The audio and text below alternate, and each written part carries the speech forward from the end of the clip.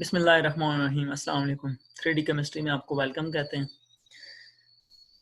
Last time हमने 12th की chemistry chapter number 7 का लेक्चर नंबर 1 पढ़ा था। उसमें हमने introduction of organic compound, background history, modern definition of organic compounds और उसके कुछ फीचर्स पढ़े थे। आज हम स्टार्ट करते हैं इंपॉर्टेंस ऑफ ऑर्गेनिक केमिस्ट्री के topic. Importance of organic chemistry आज का टॉपिक है, यहाँ से स्टार्ट करते हैं। तो इंपॉर्टेंस ऑफ ऑर्गेनिक केमिस्ट्री की बात करें तो बहुत, वैसे तो उसकी बहुत सी इंपॉर्टेंस है ना, नंबर ऑफ इम्पॉर्टेंस है। हम डेली लाइफ के हवाले से देखें तो आप सिंपल अपनी लिविंग बॉडी को देख लें। अपनी लिविंग बॉडी, जो हमारा अपना लिविंग सिस्टम है, वो सारा ऑर्गेनिक इन नेचर है, ऑर्गेनिक केमिस्ट्री पे डिपेंड कर रहा है। कैसे कर रहा है? लाइक प्रोटीन्स, इंजाइम्स, कार्बोहाइड्रेट्स, हमारी बॉडी में प्रोटीन, इंजाइम, कार्बोहाइड्रेट्स, ये सारे क्या हैं? Organic compound. ठीक है, 1000 ऑफ कार्बन एटम से मिलके ये सारे बने हुए हैं। ठीक है, तो ये सारे ऑर्गेनिक इन नेचर होते हैं। तो बहुत बड़ा इंपॉर्टेंस क्या हो गया कि हमारी अपनी बॉडी में जितने भी केमिकल रिएक्शंस हो रहे हैं वो ऑर्गेनिक कंपाउंड्स की वजह से हो रहे हैं। हमारी बॉडी डिपेंड ही ऑर्गेनिक कंपाउंड्स पे कर रही है। हम एज अ फूड भी ऑर्गेनिक कंपाउंड्स खा रहे हैं, जैसे कि मेडिसिन होगी, और इसके अलावा हम जो कपड़े पहन रहे हैं वो भी ऑर्गेनिक केमिस्ट्री पे, उसका बहुत बड़ा रोल है कपड़ों में। जैसे कि आप इंडस्ट्रीज की बात करें, टेक्सटाइल इंडस्ट्रीज, तो उसमें ऐसा होता है कि जो इनको क्लॉथ्स को रंगने के लिए हम organic compound as a dye use करते हैं। ऑर्गेनिक कंपाउंड का यूज़ एज अ डाई होता है कि वो colouring, dye means colouring agent. ठीक है, इसके अलावा ऑर्गेनिक कंपाउंड्स की इंपॉर्टेंस में आ जाते हैं कि आप उस ऑर्गेनिक कंपाउंड से प्लास्टिक सिंथेसाइज कर सकते हैं, पॉलीमराइजेशन रिएक्शंस होते हैं, सिंथेटिक रबड़, organic compounds, medicine, preservative main protecting agent. Organic compound को एज अ प्रोटेक्टिंग एजेंट भी यूज़ कर सकते हैं। ठीक है, जैसे कि कोई एक चीज़ ख़राब हो रही हो तो एज अ प्रिजर्वेटिव आप यूज़ करते हैं ऑर्गेनिक कंपाउंड को। ठीक है, पेंट्स में ऑर्गेनिक कंपाउंड्स का बहुत बड़ा यूज़ है। वार्निशेस, पेंट्स में आप कैरोसिन ऑयल यूज़ करते हैं। ठीक है, वार्निशेस में टेक्सटाइल फाइबर्स, फर्दर फर्टिलाइजर में ऑर्गेनिक कंपाउंड्स यूज़ हो रहे हैं, पेस्टिसाइड्स बनाने में, डिटर्जेंट्स, सर्फ वगैरह बनाने में, केमिकल्स बनाने में। ठीक है, कॉस्मेटिक्स में ऑर्गेनिक कंपाउंड्स का बहुत ज़्यादा यूज़ है, डाइज, एज अ डाइज, कपड़ों को रंगने के लिए, कलर करने के लिए। ठीक है, तो अब देखें ऑर्गेनिक कंपाउंड्स की कितनी ज़्यादा इंपॉर्टेंस है हमारी डेली लाइफ में। सबसे पहला रोल तो हमारी अपनी बॉडी है, फिर आप ऑर्गेनिक कंपाउंड्स खा भी रहे हैं और फर्दर इसको टेक्सटाइल इंडस्ट्रीज वगैरह में भी यूज़ कर रहे हैं। तो ऑर्गेनिक केमिस्ट्री की इंपॉर्टेंस आपको यहाँ से भी क्लियर होगी कि कितनी ज़्यादा इंपॉर्टेंट है ऑर्गेनिक केमिस्ट्री आपकी डेली लाइफ के हवाले से। नेक्स्ट फर्दर हम मूव करते हैं तो आप सोर्सेज ऑफ ऑर्गेनिक कंपाउंड्स के, ऑर्गेनिक कंपाउंड्स के सोर्सेज क्या क्या हैं। पहले तो आपने पढ़ा था कि आप ऑर्गेनिक कंपाउंड्स लैब में भी बना सकते हैं। अभी लास्ट लेक्चर में हमने देखा था कि ऑर्गेनिक कंपाउंड्स, वोलर ने जो कॉन्सेप्ट पेश किया था, अमोनियम साइनाइड को हीट करके यूरिया में कन्वर्ट करके, वहाँ से हमें फिर क्या पता चला कि हम ऑर्गेनिक कंपाउंड्स लैब में बना सकते हैं। उससे पहले ये सोचा जाता था कि नहीं, इन ऑर्गेनिक कंपाउंड से ऑर्गेनिक कंपाउंड्स नहीं बन सकते या इनका ओरिजिन डिफरेंट है वाइटल फोर्स के जरिए। फिर वोलर आया तो उसके बाद फिर millions of organic compounds lab में बनना शुरू हो गए। लेकिन हम जो यहाँ सोर्स पढ़ेंगे वो नेचुरल सोर्स हैं। लाइक नेचुरल सोर्स में हमारे पास मेन 3 सोर्सेज आ जाते हैं, petroleum, coal gas, petroleum, coal and natural gas. हमारे पास मेन 3 सोर्सेज हैं। अब ये क्या है? ये सारे फोसल फ्यूल्स हैं। Fossil fuels means energy sources हैं, प्रोडक्शन ऑफ एनर्जी हैं, इनसे एनर्जी प्रोड्यूस होती है। और ये बनते कैसे हैं? लॉन्ग डिके होता है, long period of time for animal और प्लांट्स की क्या होती है? लॉन्ग टाइम डिके होती है। ठीक है, जब प्लांट्स और एनिमल डेड हो जाते हैं तो मिलियंस ऑफ ईयर गुजर जाते हैं, जिसके बाद क्या बनना शुरू हो जाते हैं? Petroleum, coal and natural gas बनती है इनमें से। ठीक है, तो ये थे मेन 3 सोर्सेज। तो फर्स्ट सोर्स स्टार्ट करते हैं, कोल। कोल क्या होता है? कोल कैसे, सबसे पहले इसकी डेफिनेशन, फिर हम देखेंगे कि बनता कैसे, और लास्ट में इसके जो यहाँ कोल से हम ऑर्गेनिक कंपाउंड कैसे बना सकते हैं, कैसे एक्सट्रैक्ट करते हैं ऑर्गेनिक कंपाउंड। तो कोल की डेफिनेशन क्या है? कोल की डेफिनेशन ये है कि इट इज़ अ ब्लैकिश और ब्लैकिश ब्राउन सॉलिड रॉक। ये हमारे पास क्या होती है? ब्लैकिश और ब्लैकिश ब्राउन सॉलिड रॉक होती है। आप घरों में देखा होगा, वैसे जो कोयला होता है वो ब्लैक ब्लैक कलर का होता है और सॉलिड होता है। ठीक है, ब्लैकिश और ब्लैकिश ब्राउन सॉलिड रॉक होती है हमारे पास। ये इसकी डेफिनेशन है। अब बनता कैसे है? बनता, जब सिंपल सा कंसेप्ट है कि प्लांट्स की डेड हो जाती है। जब प्लांट्स डेड हो जाते हैं, मुर्दा हालत में ज़मीन के ऊपर गिर पड़ते हैं, तो क्या होता है? उसमें bacterial and chemical reaction start हो जाते हैं। ठीक है, जैसे जब कोई भी प्लांट डेड होता है या एनिमल्स, आप इंसान की बात कर लें, जब वो डेड होता है तो 1-2 दिन अगर वो पड़ा रहे या कोई एनिमल पड़ा रहे तो उसमें से बदबू होना शुरू हो जाती है, स्मेल आना शुरू हो जाती है। तो उसमें क्या होता है, केमिकल और बैक्टीरियल रिएक्शन स्टार्ट हो जाते हैं। इसी तरह जब प्लांट्स डेड होते हैं तो उसमें क्या होता है, bacterial and chemical reaction start हो जाते हैं, ठीक है। और जैसे जैसे बारिशें वगैरह या इन्वायरमेंट के चेंज होने की वजह से वो क्या होता है, ज़मीन के अंदर जाना शुरू हो जाता है वुड, क्योंकि डेड फॉर्म होता है तो बारिशें वगैरह होती है, मट्टी वगैरह उस पर आती रहती है, तो वो आहिस्ता आहिस्ता नीचे जाना शुरू हो जाता है। तो जब फर्स्ट फॉर्म वो अपनी चेंज होती है डिके की वजह से, अपनी फर्स्ट फॉर्म में चेंज होता है, उसको बोलते हैं पीट। वुड से पीट में कन्वर्ट हो गया। वुड में हमारे पास कार्बन कॉन्टेंट होती है 50%, ठीक है। तो नेक्स्ट मूव करते हैं तो कार्बन इंक्रीज करते हैं, पीट में हमारे पास 60% कार्बन कॉन्टेंट होते हैं। पीट में हमारे पास 60% कार्बन कॉन्टेंट होते हैं। और फिर क्या होता है, फिर फर्दर टाइम गुजरता जाता है, millions of years, Aahista Aahista मतलब हजारों लाखों साल गुजरते जाते हैं, बैक्टीरियल केमिकल रिएक्शंस और हाई टेम्परेचर, क्योंकि ज़मीन के जूं जूं नीचे हम चले जाते हैं तो टेम्परेचर भी इंक्रीज होता है और प्रेशर भी इंक्रीज होता है, ठीक है। क्योंकि अब ये कोल और नीचे जा रहा है और ये अपनी प्योर फॉर्म की तरफ जा रहा है, ठीक है। अब नेक्स्ट इसकी जो फॉर्म हमें मिलती है वो होती है लिग्नाइट। इसमें हमारे पास 70% कोल होता है, 70% कार्बन कॉन्टेंट होती है इसमें, हमारे पास 70% कार्बन होते हैं, ठीक है। फर्दर फिर आहिस्ता आहिस्ता और टाइम गुजरता जाता है, बैक्टीरियल केमिकल रिएक्शन होते हैं, प्रेशर इंक्रीज होता है, टेम्परेचर इंक्रीज होता है, तो हमारे पास इसकी एक और प्योर फॉर्म मिलती है, ब्यूटिमिनस कोल, ठीक है। अब क्या हुआ, फिर फर्दर ब्यूटिमिनस कोल हमने यहाँ से ले लिया। अब फर्दर क्या होता है, further Aahista Aahista bacterial chemical reaction start होते जाते हैं और जो इसकी मोस्ट प्योरेस्ट फॉर्म बनती है ना, इसमें 80% कार्बन, ब्यूटिमिनस में 80% कार्बन कॉन्टेंट होते हैं, 80% कार्बन कॉन्टेंट,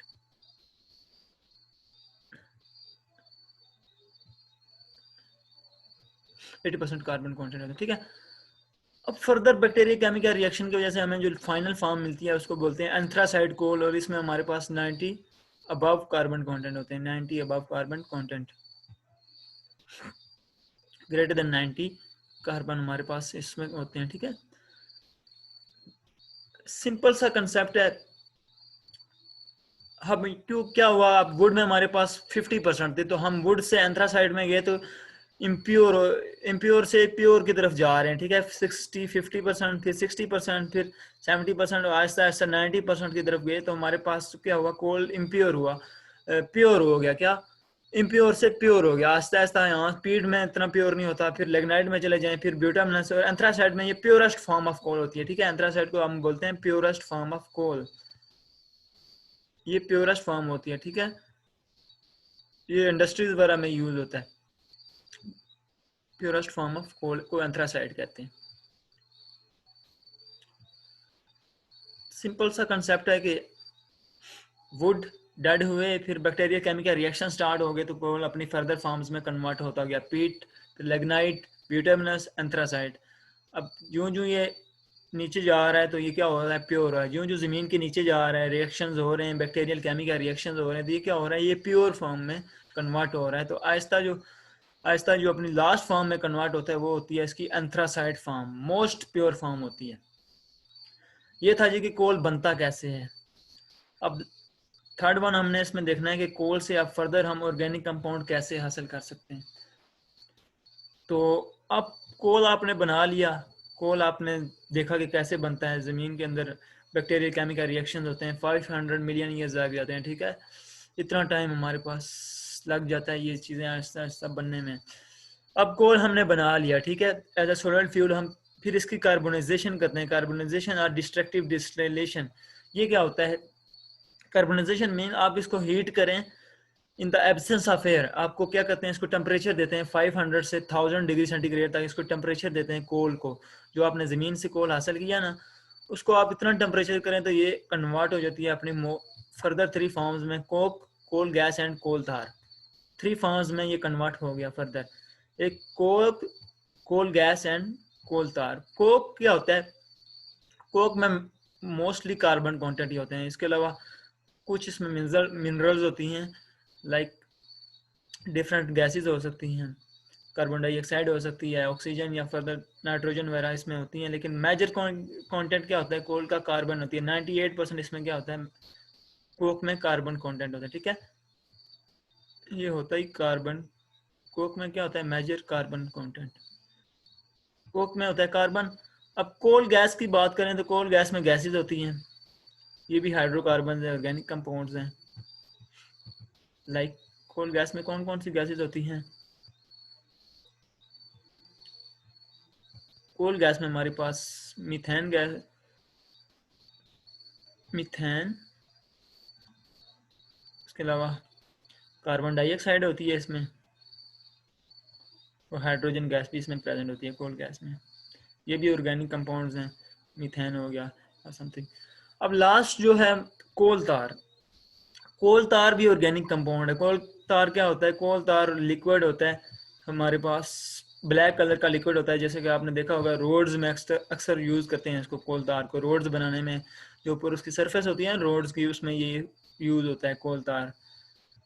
ये भी क्या होता है, इसमें ऑर्गेनिक कंपाउंड्स के बहुत ज़्यादा सोर्सेज होते हैं। आप इसको क्या करते हैं, कोल तार को फ्रैक्शनल डिस्टिलेशन करते हैं कोल तार की। फ्रैक्शनल डिस्टिलेशन क्या होती है, फ्रैक्शनल डिस्टिलेशन होती है जी, आप कोल तार को ऐड कर देते हैं फ्रैक्शनल डिस्टिलेशन कॉलम में।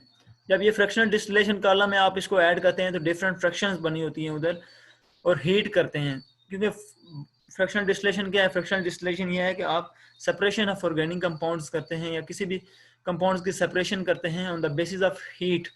होता क्या है, कोल तार में डिफरेंट ऑर्गेनिक कंपाउंड्स होते हैं, तो वहाँ फ्रैक्शनल डिस्टिलेशन कॉलम में हमारे पास डिफरेंट चेम्बर्स बने होते हैं, डिफरेंट स्कर्ट बने होते हैं, ठीक है। आप इसको हीट कर रहे हैं, ये आप फर्ज करें इसको हीट कर रहे हैं, उसमें डिफरेंट फ्रैक्शंस बनी हुई हैं। आपने क्या किया, कोल तार को ऐड कर दिया यहाँ से,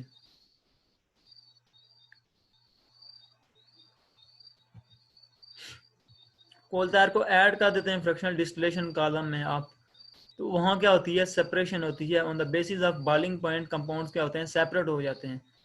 सबसे पहला क्या होता है, फ्रैक्शन गैस की होती है, गैस का बॉइलिंग पॉइंट बहुत ज़्यादा लो होता है, तो गैस की फ्रैक्शन क्या होता है, ये कोल तार जब हीटिंग करते हैं, इसको हीट करते हैं, टेम्परेचर देते हैं,